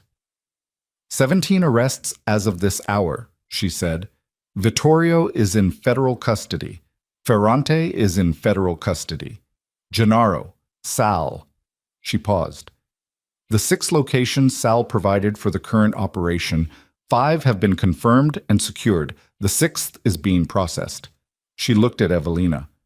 There are 14 individuals currently in protective custody who were recovered from that 6th location. A pause. Adult women, most of them. All alive. Evelina put down her coffee cup. She looked at the table surface for a moment. Then she looked up at Reyes. Are they getting support? Not just processing. We have advocates on site, Reyes said. That process has already started. Evelina nodded. Once. The nod of a person who has asked the most important question and received the answer they needed and can now allow themselves to put it down briefly. Reyes looked at Damien. Your situation is more complicated, she said. He had been expecting this. How complicated, he said. The cooperation you've provided, the documentation, the access, all of it is significant and will be weighed accordingly. But you run a criminal organization. The federal government is not in the business of issuing clean slates. She pulled out a chair and sat down across from him, which he interpreted as a sign that what followed was going to be a real conversation rather than a procedural statement. What you do in the next 6 months will matter more than anything you've done in the previous 6 years. The organization needs to be dismantled in ways that are verifiable and ongoing. Operations, accounts, structures, personnel, all of it documented and surrendered, not just the parts connected to the trafficking network. Everything. He looked at her. I know, he said. There will be charges, she said, not negotiable. The scope and the outcome will depend on cooperation that has to be real and has to be continuous. She met his eyes. I need you to understand what real means in this context, not selective, not the parts that are convenient, all of it. I understand, he said. She studied his face for a moment, with the evaluating quality of someone who had heard that answer many times from many people and had developed an accurate sense of when it was genuine. She appeared to reach a conclusion. We'll begin the formal process in 3 hours, she said. I'd suggest you use the time to rest if you can. She stood and went back to her team. Damien sat at the kitchen table of the safe house in Jersey City with his bandaged hand around a bad cup of coffee and looked out the window at the morning light on the Hudson and thought about everything the Vescari name had been built on and what would be left of it when the dismantling was finished and found, to his own mild surprise, that the thought of its absence didn't feel the way he would have expected. It felt like putting down something heavy. So, they let him see Peter Moretti at 10 that morning. He was being held at a protective location in Brooklyn, not in custody, simply kept safe until the situation was sufficiently resolved to allow him to return to his apartment in Red Hook. He was sitting in a folding chair in a bare room with a cup of coffee he wasn't drinking when Damien came in, and he looked up with the face of a man who had been through a difficult night and had not found it particularly surprising given the general tenor of his life. He was 67. Weathered in the specific way of men who had spent decades doing physical work outdoors. His hands were enormous and still and resting on his knees, and his eyes, when they looked at Damien, were the eyes of a man conducting a very thorough assessment without any particular rush. Damien sat down across from him. For a moment, neither of them said anything. She's safe, Damien said. Peter Moretti looked at him for a long moment. I know, he said. They told me. A pause. I want to hear it from you. She's safe, Damien said again. Reyes has her. Nobody is going to touch her. Peter looked at him with eyes that had the quality of something that had been measuring him since he walked through the door and had not yet finished. I want to know something, Peter said. Ask. The marriage. Peter's voice was even. You arranged it to punish her, for something you thought she'd done to your brother. It wasn't a question. He'd been briefed on enough of it, apparently, to understand the shape of it. Yes, Damien said. You put her in the middle of the people who'd been hunting her for 20 years. Yes. Peter looked at him. I know what I did, Damien said. He kept his voice level. I can't undo it. I'm not going to explain it in terms that make it more comfortable than it is. The old man studied him. She doesn't blame you, Peter said. It came out neither as defense nor accusation, simply as information. I know, Damien said. She should. She's not interested in should. Peter picked up his coffee cup and looked at it and put it down again. That girl has spent her whole life not having the luxury of should. She deals with what is. He paused. She gets that from neither of her parents. It came from somewhere she built herself. Damien said nothing. I'm going to ask you a question, Peter said, and I want you to think about it before you answer it. Take whatever time you need. Damien waited. What are you going to do now? Peter said. Not with the case, not with the organization, with her. Damien looked at the old man's face, the steady, unhurried patience of it, the quality of someone who had made one large and consequential decision 23 years ago to take in a child that wasn't his, and had organized everything since then around making that decision mean something. I'm going to ask her what she wants, Damien said. Peter looked at him for a long moment. That, he said, is the first intelligent thing I've heard anyone say in about 36 hours. He picked up his coffee again, and this time he drank it. The formal process with Reyes lasted 4 hours that first day, and would last, in various forms, for the next several months.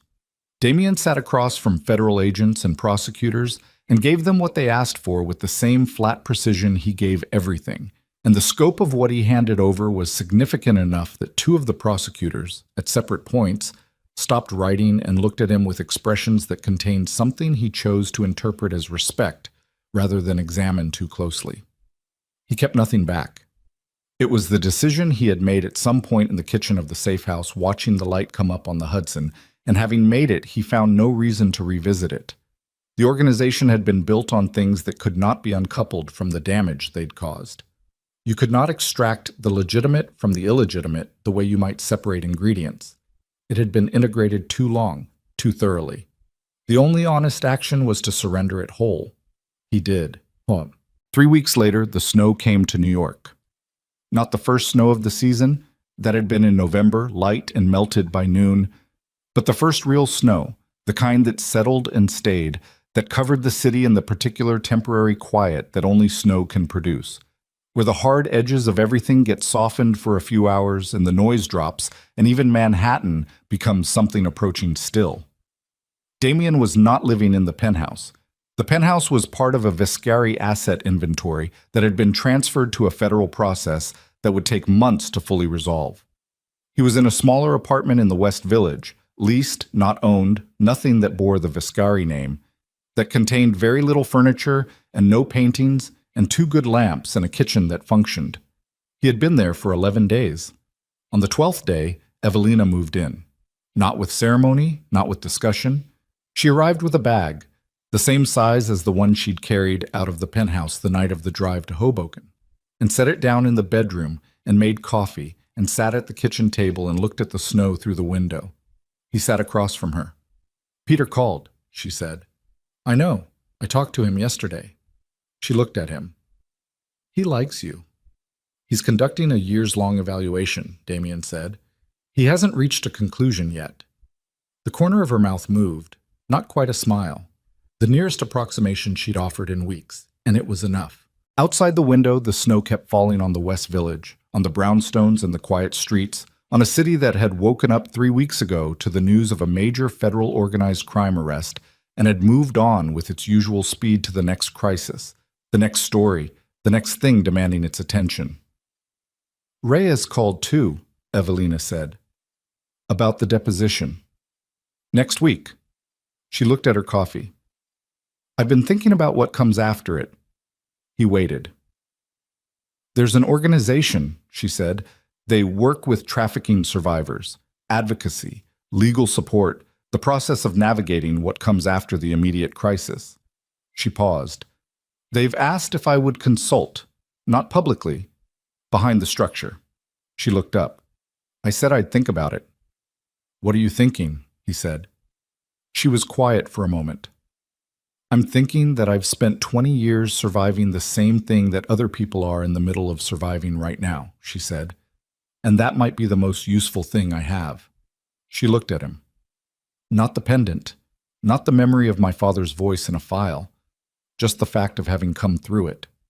He looked at her across the kitchen table of a small apartment in the West Village while the snow fell outside, and thought about a woman who had walked down an aisle at her own wedding toward a man who had arranged it as a trap and had managed, through some combination of endurance and intelligence and a specific quality of inner architecture that he still didn't fully understand, to survive that and everything behind it, and arrive here, in this kitchen, on this morning, making plans.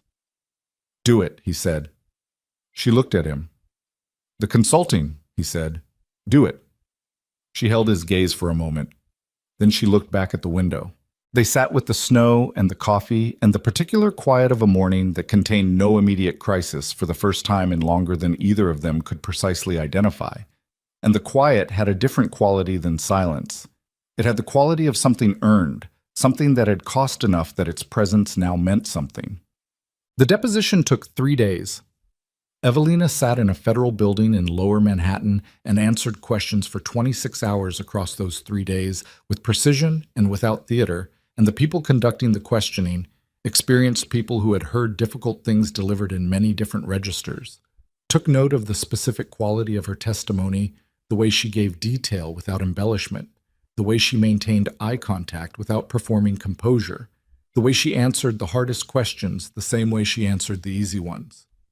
On the 3rd day, during a break in the afternoon, she sat in a hallway on a wooden bench, and Reyes sat beside her with 2 cups of bad coffee from a vending machine and handed her one.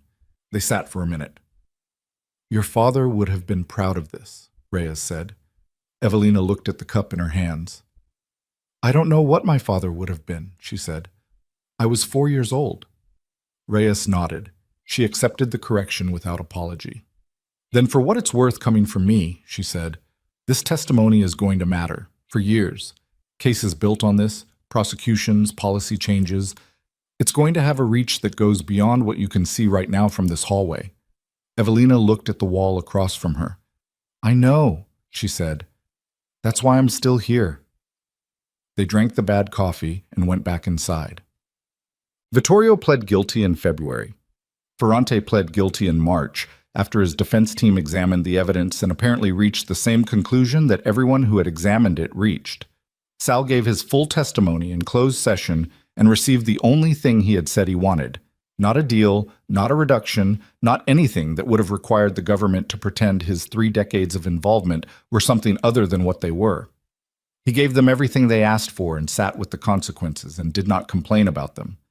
Damien heard this through Reyes and filed it in the part of him that dealt with things he could not fully resolve and had learned to carry without resolution. Gennaro fought it. He lost.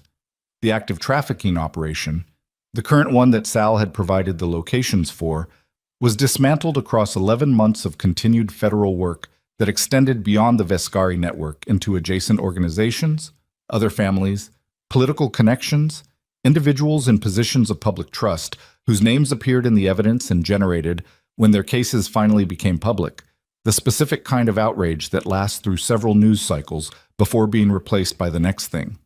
14 women recovered from the 6th location, 2 others from subsequent raids. A total count, by the end of the investigation, that Reyes shared with Evelina in a private briefing, and that Evelina received sitting very still with her hands in her lap and her face showing nothing because some numbers require a private room to process.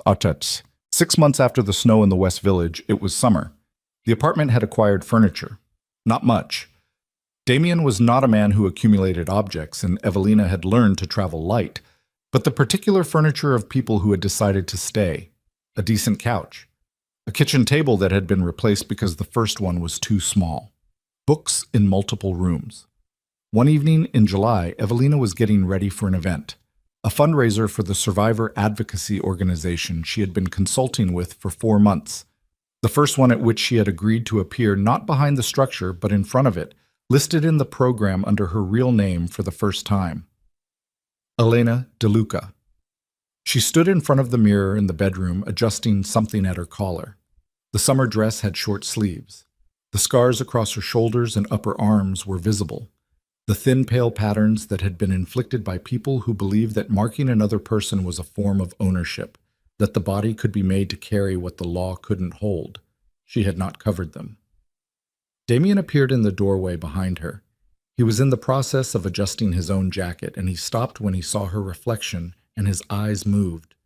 To her face first, then to the scars, then back to her face.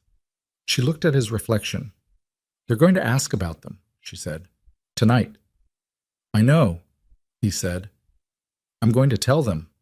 She looked at herself in the mirror, not with the assessment of someone seeking reassurance, but with the evaluating look of someone checking their own readiness. "Not everything. Enough." He moved into the room and stood behind her, close enough that she could feel the warmth of him, not touching, just present. "They don't make you damaged," he said. She looked at his reflection for a moment. "I know," she said. The words came out different than they would have 6 months ago, not as a performance of certainty or a deflection of comfort, but as a simple statement of fact about the current state of something that had cost a great deal to arrive at. She knew. Not because someone had told her enough times or because enough time had passed, but because she had sat with the full weight of her own history in a federal building for 26 hours and answered every question about it with her voice steady and her eyes open. And when she walked out of that building on the 3rd day, she had understood that she had looked at it directly and it had not destroyed her, which was the only proof that had ever mattered. Damien reached up and rested 2 fingers briefly on her shoulder, not on the scars, on her shoulder. And she didn't flinch, which had once been something that required effort, and now simply was. "We're going to be late," she said. "We're not going to be late," he said. "You're still adjusting your jacket." "I'm done adjusting my jacket." She turned from the mirror and looked at him directly, and the look contained things that neither of them said, because they were people who had learned that the words for certain things existed, but were not always the most accurate delivery mechanism. He looked back at her with the face he showed when there was no audience and no performance required, which was a face that had gradually become something different from what it had been a year ago. Not softer exactly, but less defended, as if certain fortifications had been found to be unnecessary and quietly stood down. She picked up her bag from the chair. At the door she stopped. She turned back. "Damien." He looked at her. "Thank you," she said, "for the right reasons, not for the wrong ones. I know the difference." He held her gaze. "I know you do," he said. She went out the door. He stood in the apartment for a moment after she left, in the evening light of a July in New York, in a small apartment in the West Village that contained very little of what his previous life had looked like and considerably more of what he had not known to want from it. He thought about his brother, 26 years old, renting a room under a false name, trying to do the right thing alone. He thought about what it meant that he had finally done what Luca had been trying to do, that the thing his brother had started in isolation had found its completion, imperfectly and at great cost and through channels that Luca, with his good heart and his faith in clean solutions, might not have chosen, but finished. He picked up his jacket. Outside, the city was doing what it always did. Moving, noise, the particular relentless energy of 8 million lives in motion, indifferent and blazing and full of ordinary people who had no idea and no reason to know what had changed in its structure over the past 6 months, what had been pulled out of its foundation and handed to people who had spent years building a case for exactly this moment. He locked the apartment door and went down to the street. She was waiting on the sidewalk, looking up at the sky, where the last of the evening light was going out above the buildings. He came to stand beside her. For a moment they both looked up, then she looked at him. "Ready?" she said. "Yes," he said. They walked together into the city, and the city received them the way it received everyone, without ceremony, without judgment, as part of the endless moving current of people going somewhere in the dark. The summer night closed around them, and New York continued, as it always had, as it always would, forward into whatever came next.